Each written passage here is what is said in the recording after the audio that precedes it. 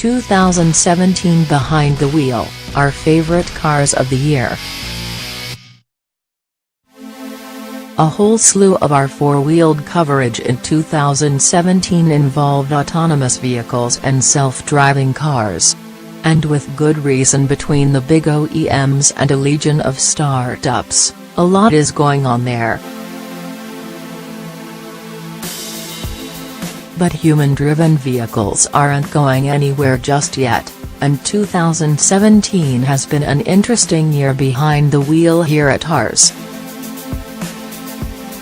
We've had a bumper crop of electric vehicles and plug-in hybrids, with important new EVs from Chevrolet and Nissan bookending the calendar.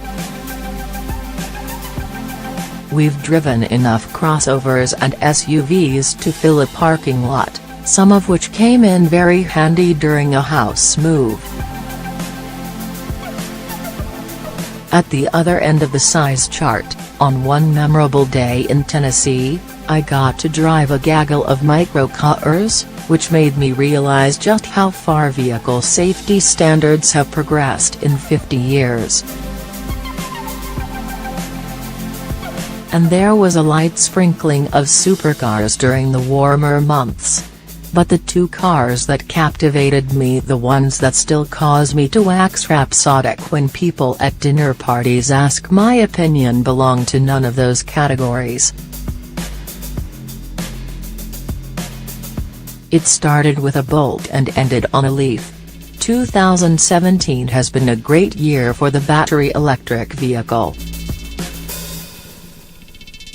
Both in the US and globally, sales of BEVs have been better than ever, although it only takes one look at the numbers in percentage terms to realize we still have a long way to go. The year began and ended with a pair of very competent mass-market BEVs. The Chevrolet Bolt EV is the more expensive of the two, has a much longer range, and is also a bit more fun to drive.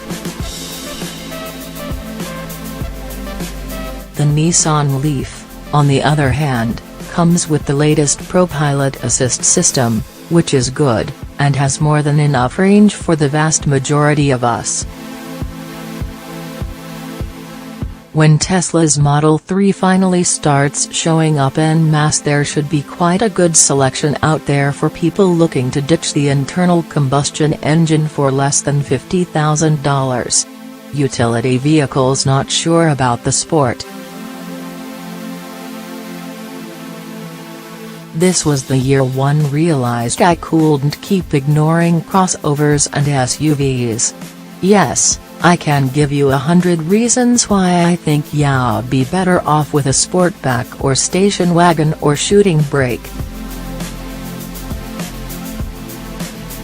But the sales charts don't lie, no one cares about that stuff. The customers have spoken, and they want a lofty driving position to go with their hatchback and fold-flat rear seats. I enjoy the Mini Countryman, particularly with a manual gearbox. And the Porsche Macan GTS, a review you should be able to read in a week or two, was marvelous, and very car-like, but you'd hope so with a sticker price of nearly $84,000. After driving a handful of plug-in hybrid crossovers and SUVs, I'm still left with questions. If you have somewhere to charge regularly and mostly make short journeys, I can definitely see the appeal. Driving a 2-ton monster around smug in the knowledge that you're not burning non-renewable fossil fuels is a wonderful feeling. And electric motors work well in vehicles that have a lot of mass that needs moving. But is the extra cost and weight worth it? A PHEV option will cost several $1,000s more and may only deliver a few extra miles per gallon. SUV haters beware, we'll see more of them on these pages in 2018 as Eric Benjamin tries to drive them all. Driver aids are getting really good. Cadillac's new Super Cruise system sounds marvelous, but we'll have to wait until 2018 to sample it. The same goes for Tesla's current autopilot, which remains a work in progress. So after plenty of miles driving hand in hand with the machine in other makes and models, and accepting those two systems, I'm confident in stating that Audi, Volvo, and Nissan are at the head of the pack for Level 2 driving. By that I mean adaptive cruise control and lane keeping. As the human, you still have to be in the driver's seat, focused on the road and keeping your hands on the wheel, no reading books or watching DVDs. The idea behind these systems is not to do the driving for you. Instead, Level 2 takes some of the low-level tasks off your plate. That, and to provide a little electronic safety net with things like blind spot detection or pedestrian warnings. Now, you might scoff at the idea and think you don't need it, and for some of you that might be true. But think how many crappy drivers you encounter in an average week. Wouldn't life be great if they had a digital nanny to prevent them doing stupid things behind the wheel? But the cars I won't shut up about are. Each year, there is a car or two that sticks with you, ones you keep bringing up in conversation, and ones you keep wanting to drive again. You might expect that a supercar would occupy that place in 2017. After all, the Ferrari 488 GTB was spectacular, even at legal speeds. The Audi R8 V10 Plus probably sounded the best, and 15 minutes was too short of an experience in the Acura NSX to really form a proper judgment. But anyway, none of those got under my skin the way a couple of other rides did. In the runners-up spot is the Kia Stinger GT.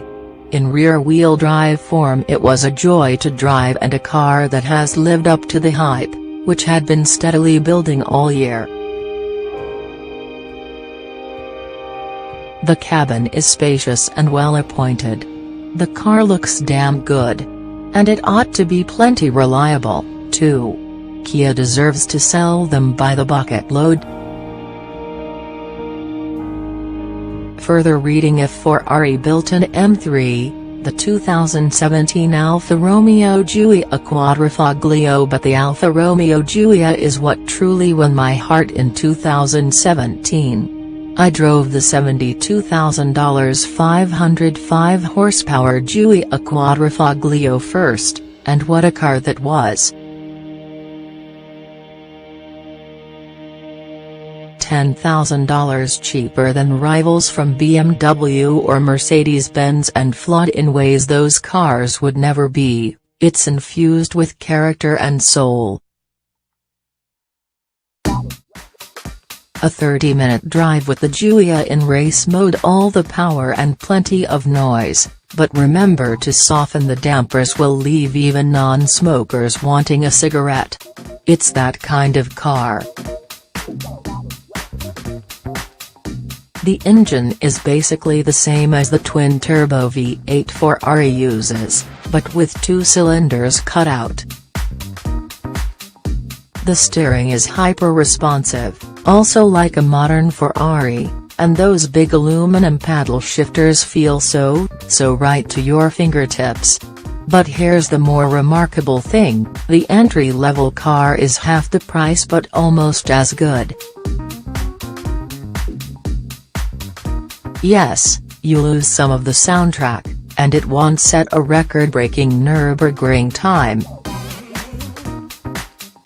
But as long as you spec it with a limited slip differential, sports seats, and the paddle shifters, you'll find the 20 liters rear-wheel drive Giulia nearly as engaging to drive and presumably much cheaper to run. and, from the outside, it still looks menacingly beautiful. As I understand it, sales have been a bit of a disaster for the Giulia, which is a shame, because the car really is spectacular.